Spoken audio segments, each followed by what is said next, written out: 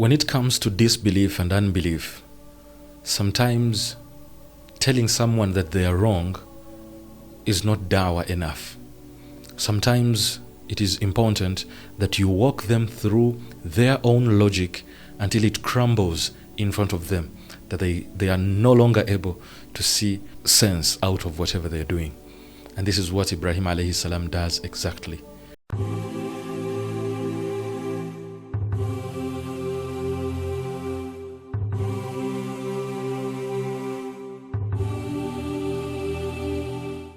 The story is so much controversial. Some people say Ibrahim was seeking for the truth, and others who say Ibrahim was actually staging a lesson that will live eternally for generations to come.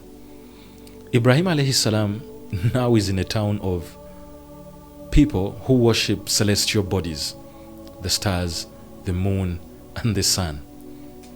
He knows they worship them. He knows they consider them divine. So one night, silent night, just like ancient communities, ancient civilizations, he's seated with his community and he tells them, pointing to the star, he tells them, Hada Rabbi, that's my Lord. They're like, yeah, he's with us. We have a new member on board. That's what Ibrahim alayhi salam actually wants. He wants them to think he is with them on this journey of worshipping the star. But as time goes on, the star fades away and the star sets.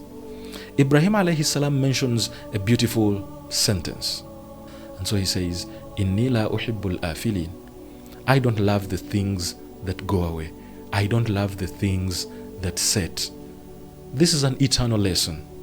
Because with Ibrahim alayhi salam, the worship, the devotion is not rooted out of the blue.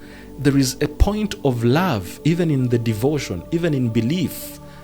You can't say you believe in something unless there is a concept of your love taken to that thing.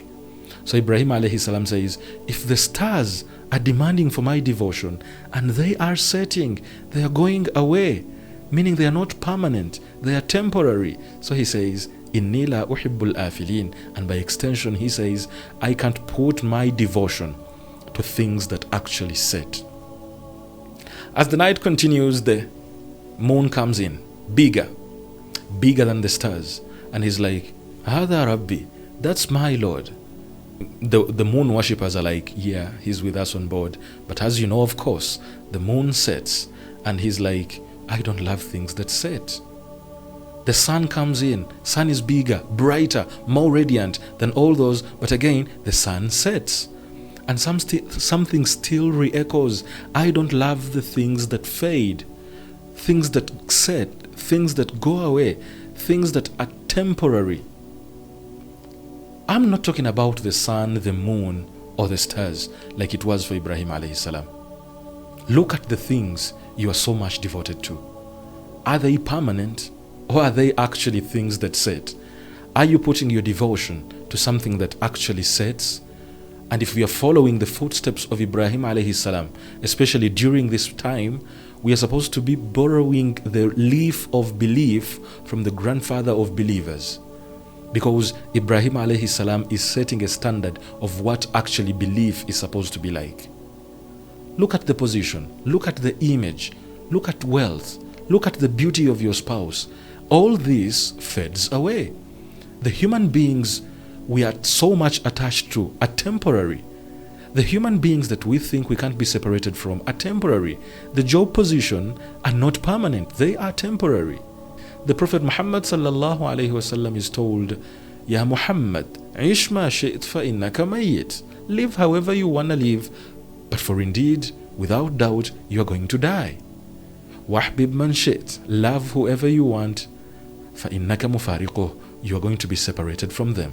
And that separation is either going to come with you going away or with them going away. There's going to be a separation. And are you ready for that separation? Are you ready to look at something you call your God and you see them setting, sinking, and you can't do anything, and you consider them your God? This is something we need to revise, especially when such stories are in front of us. Ibrahim alayhi salam is not just saying he does not love those that sets. He wants this voice to re-echo in your head that the fame I am so much devoted to, the fame I am so much attached to, the wealth, the career, the family, the spouse, the children that I'm so much attached to, these things fed, these things set, and they are not worthy of our unquestionable devotion because they set. And maybe sometimes for you to realize that, for you to know that there is one being that we are all supposed to be attached to, is when actually these things set. Because it is with this lesson that Ibrahim alayhi salam draws out a kind of truth that each one of us is supposed to be ingraining in their hearts and by extension in their minds. We are not supposed to be devoted. We are not supposed to be loving things that are temporary and cannot sustain themselves.